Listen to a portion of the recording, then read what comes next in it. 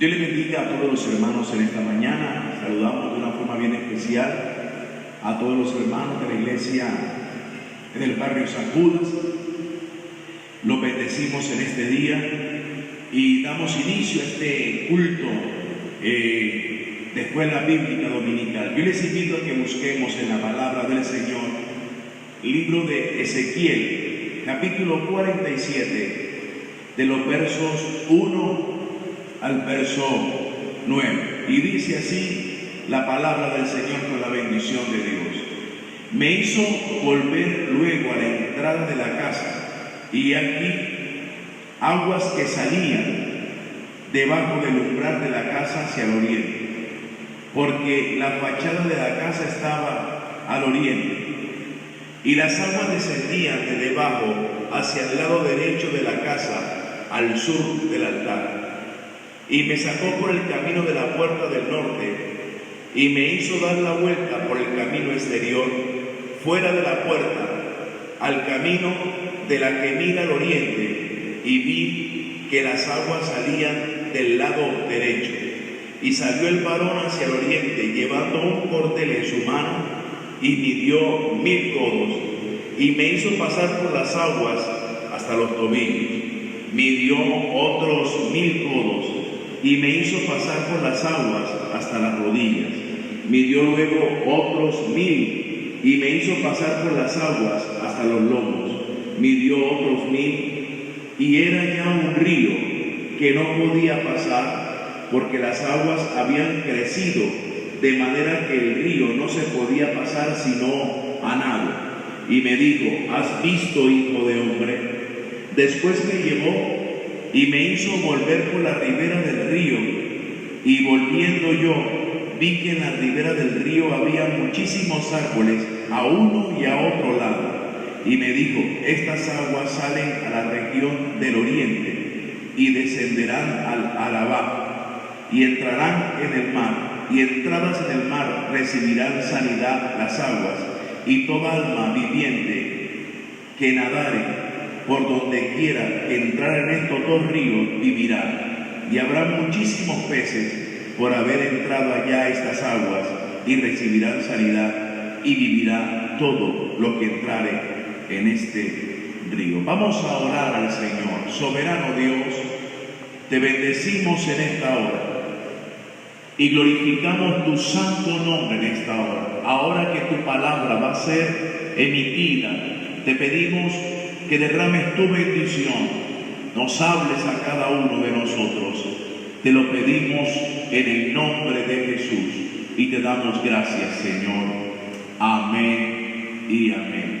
Vamos a hablar bajo el tema las aguas salutíferas. Y yo creo que estamos necesitando de aguas salutíferas, de aguas de bendición. Y vamos a hablar bajo ese tema. Ezequiel, cuyo nombre en hebreo significa Dios fortalece, fue uno de los profetas mayores. Ahora, por ser hijo del sacerdote Buzi, era hijo de un sacerdote. Y lo encontramos en Ezequiel capítulo 1, verso 3. Dice así: vino palabra de Jehová al sacerdote Ezequiel, hijo de Buzi, en la tierra de los caldeos, junto al río Quebar. Vino allí sobre él la mano de Jehová. Por ser hijo de un sacerdote, fue criado alrededor del templo con la mira de continuar el oficio de su padre. Fue criado para que fuera sacerdote. El ministerio sacerdotal venía de generación en generación.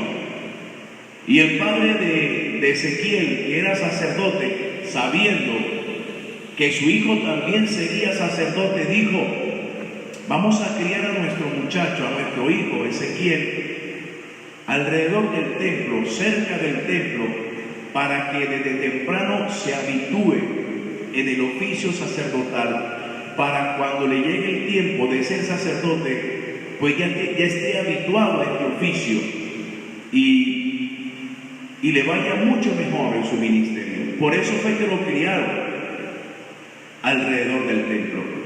Sin embargo, debido a la toma militar que sufrió la nación en el año 597 a.C., lo llevaron cautivo a Babilonia junto al rey Joacim y a otros nobles. Y estando en Babilonia, en el año 593 a.C., cuando ya tenía 30 años, la edad cuando el sacerdote iniciaba su ministerio, Ezequiel tuvo experiencias trascendentales con Dios que cambiaron completamente su vida. Él anhelaba cumplir 30 años. Él sabía que a los 30 años iniciaría su ministerio sacerdotal. Fue criado como sacerdote, pero ahora había sido llevado cautivo a Babilonia y cumplió los 30 años en Babilonia, y cuando esperaba ejercer su ministerio sacerdotal, tuvo experiencias con Dios que transformaron su vida. Mire lo que dice la palabra del Señor sobre estas experiencias. Ezequiel capítulo 1, versos 1 al 3. Aconteció en el año 30, en el mes cuarto, a los 5 días del mes, que estando yo en medio de los cautivos junto al río Quebar, los cielos se abrieron y vi visiones de Dios en el 5.º año de la deportación del rey Joacim. A los 5 días del mes vino palabra de Jehová al sacerdote Ezequiel, hijo de Buzi, en la tierra de los caldeos, junto al río Quebar. Vino allí sobre él la mano de Jehová. Ezequiel empezó a tener visiones de parte de Dios. Estando en Babilonia, cuando esperaba cumplir los 30 años, fue criado como sacerdote, y a los 30 años empezaría su ministerio sacerdotal. Ezequiel tuvo visiones de Dios, donde su ministerio sacerdotal fue cambiado por el ministerio profético. Los sacerdotes no eran dados a tener visiones. Los que eran dados a tener visiones eran los profetas. Ezequiel esperaba ser sacerdote. Él quería ser sacerdote. Fue criado como sacerdote. Pero ahora, estando en cautiverio, empezó a tener visiones de parte de Dios, donde su ministerio sacerdotal fue cambiado por el ministerio profético. Y aquí hay una enseñanza para cada uno de nosotros. Es bueno tener sueños, es bueno tener ilusiones, es bueno tener incluso en Dios anhelos, deseos, pero al fin y al cabo el éxito del cristiano es ser lo que Dios quiere que seamos cada uno de nosotros. Porque si Dios quiere que seamos algo en Él, que desarrollemos un ministerio en Él, eso nos dará éxito y estaremos haciendo la voluntad perfecta de Dios. Ezequiel no se esperaba esto. Reitero, Ezequiel esperaba ser sacerdote, fue criado como sacerdote, anhelaba cumplir los 30 años, porque a esa edad el sacerdote iniciaba su ministerio sacerdotal, pero cuando cumple los 30 años, empezó a tener cualquier cantidad de visiones, de revelaciones, de experiencias con Dios, y se dio cuenta que su ministerio, Dios lo estaba cambiando por el ministerio profético. Dios en Babilonia no necesitaba un sacerdote. No había templo, no había altar para ofrecer sacrificios. Dios en Babilonia necesitaba un profeta que recibiera la palabra de Dios y se la comunicara al pueblo. El éxito, reitero, del cristiano es hacer lo que Dios quiere que hagamos nosotros. Es bueno tener sueños e ilusiones, pero a lo último, la definitiva la toma Dios. Y por eso debemos estar siempre dispuestos a hacer lo que Dios quiere que hagamos nosotros, hacer la voluntad de Dios. Ezequiel fue un profeta mayor, pero a diferencia de los otros profetas, su ministerio profético se caracterizó porque tuvo importantísimas visiones de parte de Dios.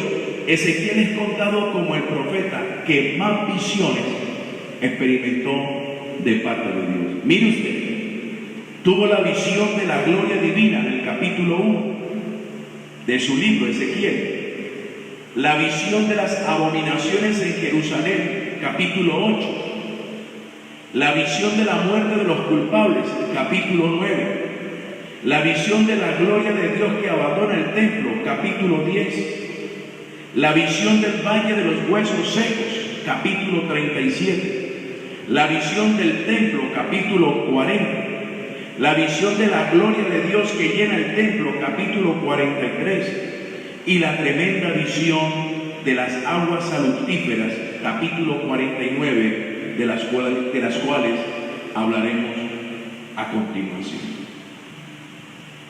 Estas aguas que Ezequiel veía en visiones eran similares a las de los ríos mencionados en Apocalipsis capítulo 22, versos 1 y 2. Dice así, Apocalipsis 22, versos 1 y 2. Después me mostró un río limpio de agua de vida, resplandeciente como cristal, que salía del trono de Dios y del Cordero, en medio de la calle de la ciudad. Y a uno y a otro lado del río estaba el árbol de la vida, que produce 12 frutos, dando cada mes su fruto, y las hojas del árbol eran para la sanidad de las naciones. Y estas aguas de Apocalipsis 22, 1 y 2 están asociadas ambas con el río de la vida del huerto del Edén. Génesis 2, verso 10, y salía del Edén un río para regar el huerto, y de allí se repartía en 4 brazos. Esto daba a entender que las aguas que veía Ezequiel no eran normales, no eran ordinarias, eran aguas especiales, tanto así que llamaron su atención. Mire usted, amado hermano, las cosas normales, las cosas ordinarias no llaman nuestro interés. Sin embargo, las cosas especiales y extraordinarias llaman siempre nuestro interés. ¿Se acuerda usted de Moisés con la zarza que ardía y no se consumía? ¿Cuántas zarzas no vio Moisés en un desierto? Y eran normales, pero llegó un día que vio una zarza que empezó a arder, pero pasaba el tiempo y esa zarza ardía, y en vez de marchitarse, en vez de quemarse, cada vez se ponía más hermosa. Y digo, esto sí es raro, esto no es normal, esto es extraordinario, tanto así que esa experiencia lo llevó a cambiar su rumbo y dirigirse a ese lugar para ver qué pasaba con la zarza, o qué pasaba con el fuego que envolvía esa zarza. Se dio cuenta que esa experiencia con la zarza no era normal, sino extraordinaria. Por eso las aguas que veía Ezequiel llamaron su atención, porque estas aguas eran especiales, empezando por su nacimiento. Mire usted, versos 1 y 2, me hizo volver luego a la entrada de la casa, y aquí aguas que salían de debajo del umbral de la casa hacia el oriente, porque la fachada de la casa estaba al oriente, y las aguas descendían de debajo hacia el lado derecho de la casa al sur del altar. Y me sacó por el camino de la puerta del norte, y me hizo dar la vuelta por el camino exterior, fuera de la puerta, al camino de la que mira al oriente, y vi que las aguas salían del lado derecho. Las aguas que veía Ezequiel nacían y emanaban de debajo del umbral del templo. Eran una fuente de agua que fluían hacia arriba, desde la parte subterránea del templo, y luego se dirigía al lado derecho del templo. Las aguas nacían de debajo del templo. Ezequiel entendía que esas aguas eran una fuente milagrosa, símbolo de las bendiciones de Jehová para su nación, que siempre había sido amenazada por la sequía. Él intuía que eran aguas para erradicar las sequías, eran aguas especiales para erradicar completamente con toda sequía. Él decía, son aguas especiales. Él relacionaba estas aguas con la sequía. Y él decía, estas aguas son tan especiales que van a erradicar completamente toda sequía, toda sed. Sin saberlo, de pronto Ezequiel, Dios le estaba permitiendo la visión de ver al Espíritu Santo representado en estas aguas. Ezequiel veía al Espíritu Santo como el único capaz de acabar con toda sequía. Necesitamos la presencia del Espíritu Santo. Es el único que puede darle solución a nuestras vidas. Si tienes problemas, necesitas al Espíritu Santo. Si te sientes vacío, necesitas al Espíritu Santo. Si quieres orar con fervor, necesitas al Espíritu Santo. Si quieres una vida abundante, necesitas al Espíritu Santo. Si te sientes seco, necesitas al Espíritu Santo. Necesitamos el río que veía Ezequiel. El Espíritu Santo es el único que en estos momentos trascendentales que estamos viviendo como iglesia, por todo esto que estamos pasando, es el único que nos dará la guianza y nos dará la salida a esta situación que estamos viviendo. Necesitamos llenarlo del Espíritu Santo. Necesitamos que la presencia del Espíritu Santo esté en nosotros, crezca en nosotros. Y cuanto más ahora que tenemos el tiempo para buscar de Dios, para llenarnos de Dios. Necesitamos salir de esta situación que estamos viviendo, salir llenos de una gloria mayor con el Espíritu Santo. Necesitamos a partir de ahora experimentar una presencia mayor del Espíritu Santo para todo lo que Dios quiere con cada uno de nosotros. Porque, querido hermano que me ve, viene avivamiento y Dios necesita una iglesia llena aún más del poder del Espíritu Santo. Necesitamos al Espíritu Santo. Hermanos, el Espíritu Santo es el único que puede hacer milagros. Yo en una ocasión conocí a un joven que tenía un problema físico y él renegaba de Dios, era de familia cristiana y estaba en esa actividad de jóvenes prácticamente obligado por sus familiares y renegaba de Dios porque había nacido con ese problema físico. Y él lo que esperaba era que se acabara la actividad para no volver más a la iglesia. Pero en un momento dado, en esa actividad cayó la gloria de Dios. Y esa gloria de Dios trató con su vida. Y a partir de ese momento Dios hizo en ese muchacho un milagro poderoso, donde cambió su pensamiento, cambió su forma de ser. Y hoy en día ese muchacho sirve en la obra del Señor. Necesitamos Espíritu Santo. Los versos 3 al 5 dicen: y salió el varón hacia el oriente llevando un cordel en su mano, y midió 1000 codos, y me hizo pasar por las aguas hasta los tobillos. Midió otros 1000 y me hizo pasar por las aguas hasta las rodillas. Midió luego otros 1000 y me hizo pasar por las aguas hasta los lomos. Midió otros 1000 y era ya un río que no se podía pasar porque las aguas habían crecido de manera que el río no se podía pasar sino a nada. Este río era un río que crecía extraordinariamente rápido.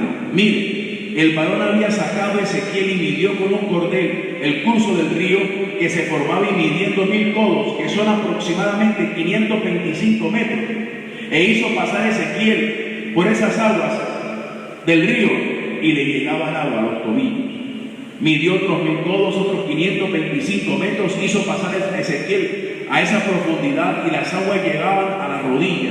Midió otros 1000 codos, otros 525 metros, e hizo pasar a Ezequiel por las aguas y las aguas llegaban a sus lomos, su cintura. Pero al llegar a los siguientes 1000 metros, los siguientes 525 metros, ya era un río que no se podía pasar sino a nada. A esa profundidad todo aquel que estuviera en aquel río obligatoriamente se sumergía de la cabeza a los pies, porque las aguas de este río lo inundaban. ¿Qué quiere decir eso? Porque aquí hay una palabra para la iglesia, para nosotros, donde tenemos que dejar el conformismo y experimentar otros niveles de la gloria y del poder de Dios. Aquí hay una palabra para nosotros. ¿Qué quiere decir? Versos 6 y 7. Y me dijo: ¿has visto, hijo de hombre? Después me llevó y me hizo volver por la ribera del río. Y volviendo yo vi que en la ribera del río había muchísimos árboles, a uno y a otro lado. En otras palabras, el varón le decía a Ezequiel: si ves lo extraordinario de este río, su crecimiento nadie lo puede contener.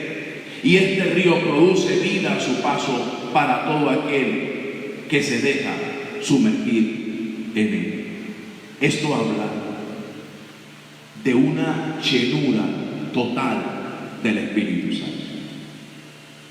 Dios quiere derramar sobre la iglesia una llenura mayor del Espíritu Santo. En estos tiempos de crisis que estamos viviendo como iglesia, hay cosas que otra vez la iglesia tiene que revivir, renacer. Por ejemplo, la oración, el ayuno, el amor por las almas, los dones, el amor por la palabra del Señor, cosas que se venían perdiendo ya. Y Dios quiere hacerlas volver a renacer en nosotros. Dios quiere volverlas a hacer revivir en la iglesia. Dios quiere una iglesia que ore más, que ayune más, que clame más, que ame más las almas. Cristo está por venir por su iglesia, viene avivamiento, y apenas salgamos de esta situación tenemos que hacer, hermano, con amor, con pasión, la obra del Señor. La iglesia tiene que estar a un nivel superior de oración, de ayuno, de clamor. Vienen milagros, señales, portentos, maravillas. Por eso es que este tiempo es para que Dios sature a su iglesia con el poder de su Espíritu Santo. Dios lo quiere hacer. En las noches, en las madrugadas, tenemos el tiempo suficiente para buscar de Dios. No hay otras cosas más que hacer sino estar en nuestras casas encerrados, buscando la presencia del Señor.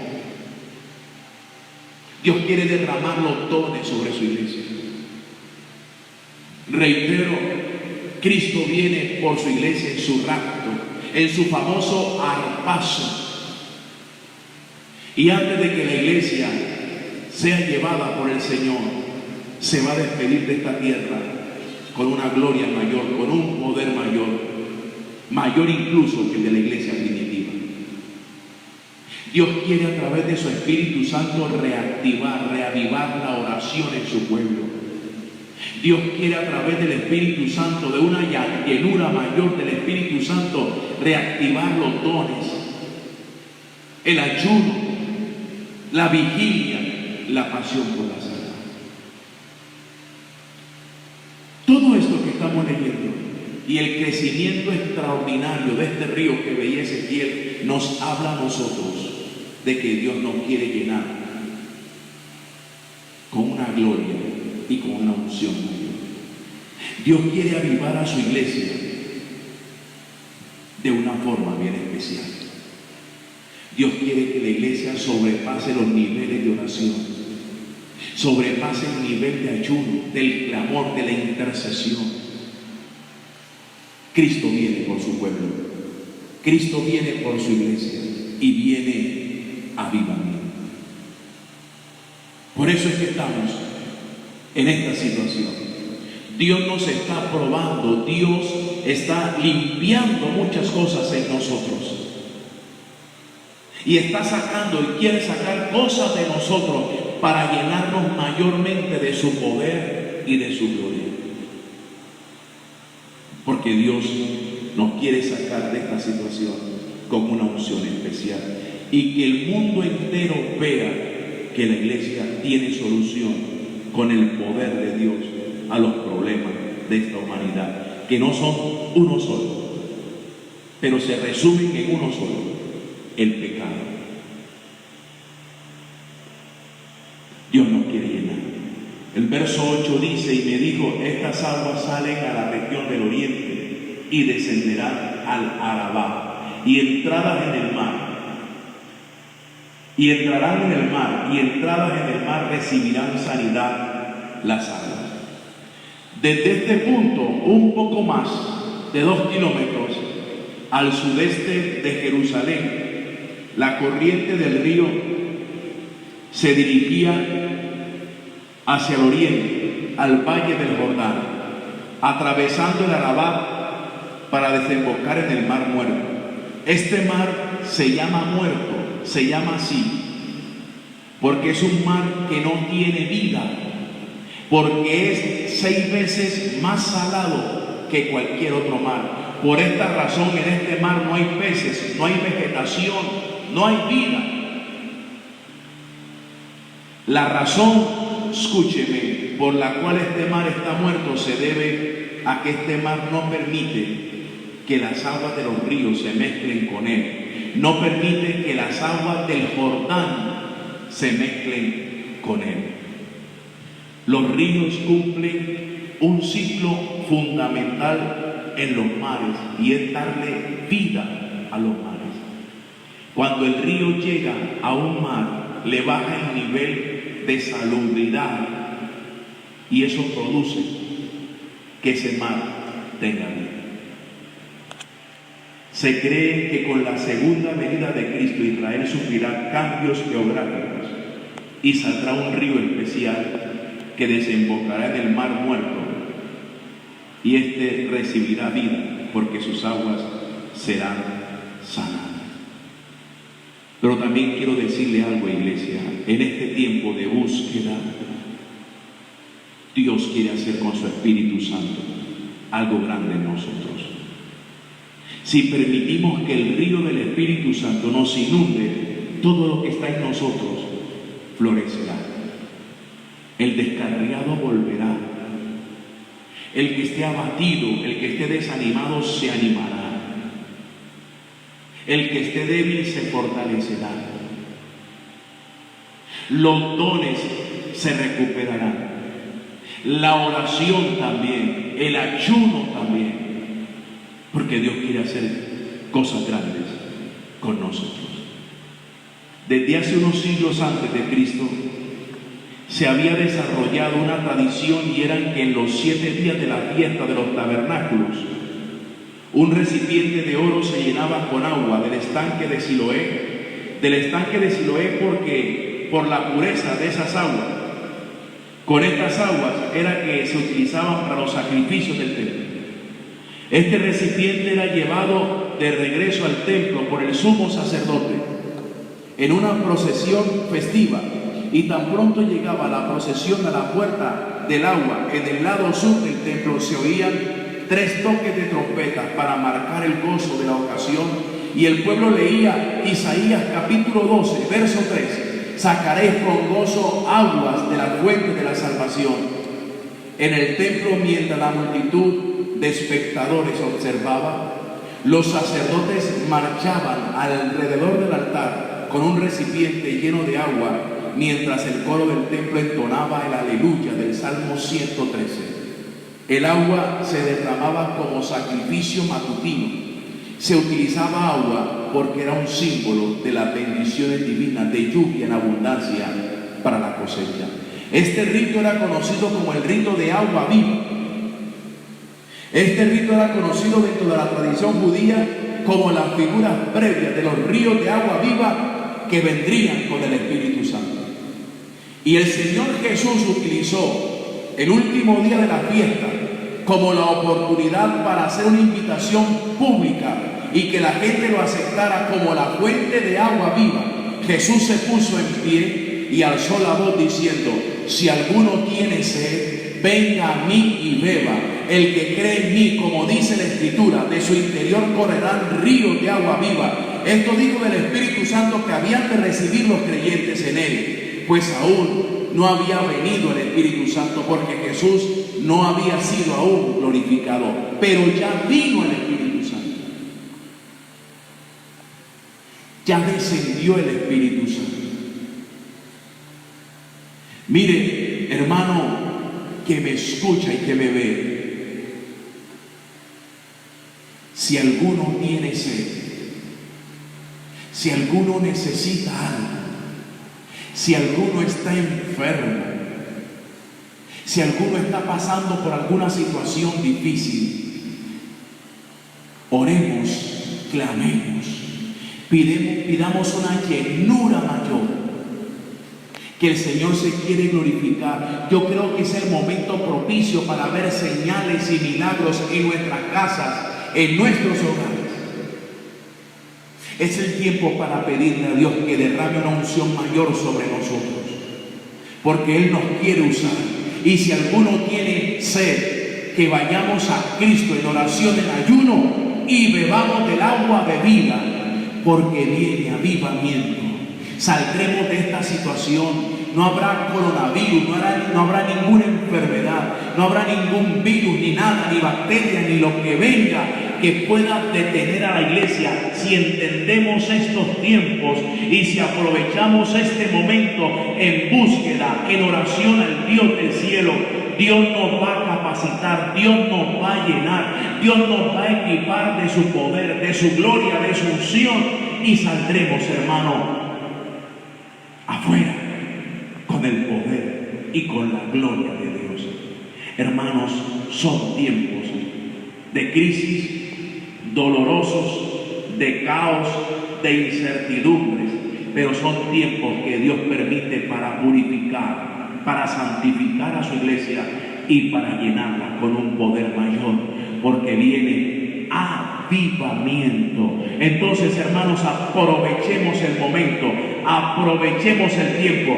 No estamos solos, estamos con la presencia del Espíritu Santo que se quiere meter en nosotros, y es el momento de levantarnos y tomar la posición que nos corresponde como iglesia, que es la posición del siervo, de la sierva, lleno del poder de Dios, para ser usado por Dios de una forma superior, para la gloria y para la honra del Señor, y después ser tratados por Cristo para irnos a su presencia.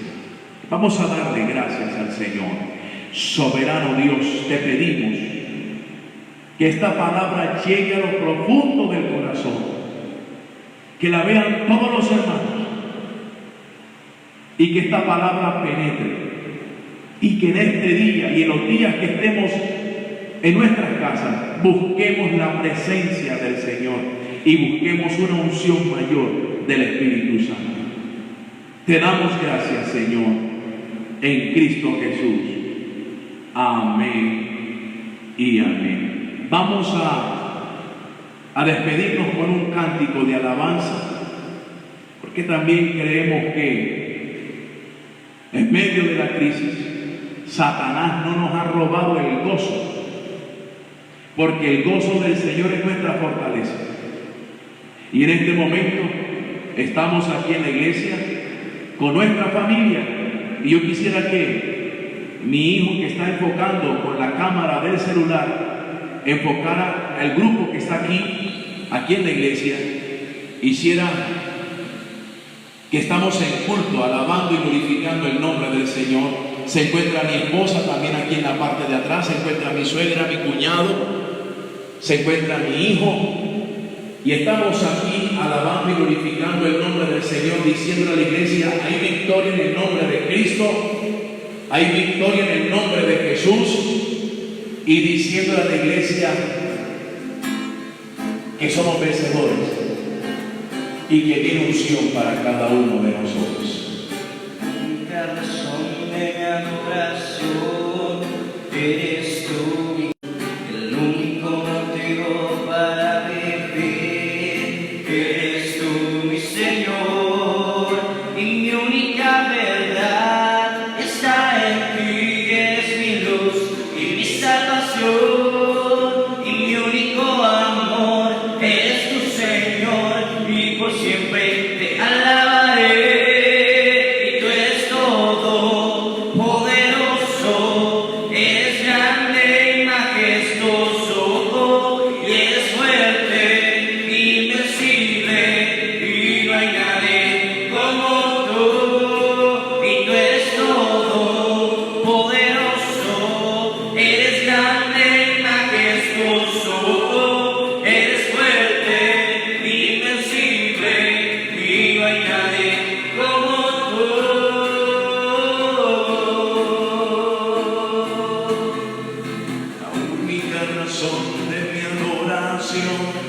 Eres tú, mi Jesús, el único motivo para vivir. Eres tú, mi Señor, La única razón de mi adoración.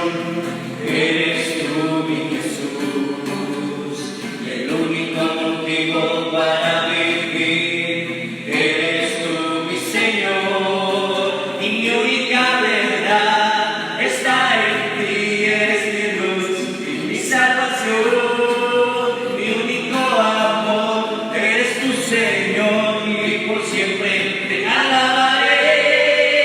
Tú eres todo poderoso, eres grande, majestuoso, y eres fuerte, invencible, y no hay nadie como tú. Dios le bendiga, hermanos. Estamos en victoria en el nombre de Jesús. Viene avivamiento, viene una gloria mayor para nuestras vidas.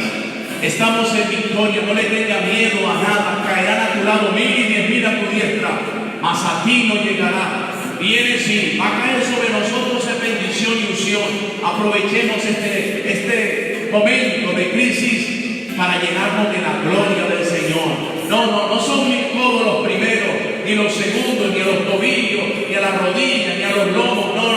Tiene que pasar todo nuestro ser, que nos inunde la presencia del Señor. Vienen señales, vienen portentos, vienen maravillas, vienen milagros de parte del Señor. Hermanos, aprovechemos que saldremos de este lugar en victoria y con una unción especial. Y eres todopoderoso, eres grande y majestuoso.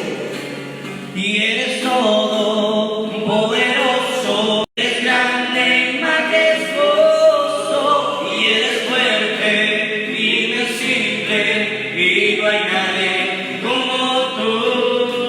Y tú eres todo poderoso, y eres grande y majestuoso, y eres fuerte, invencible, y no hay nadie como tú.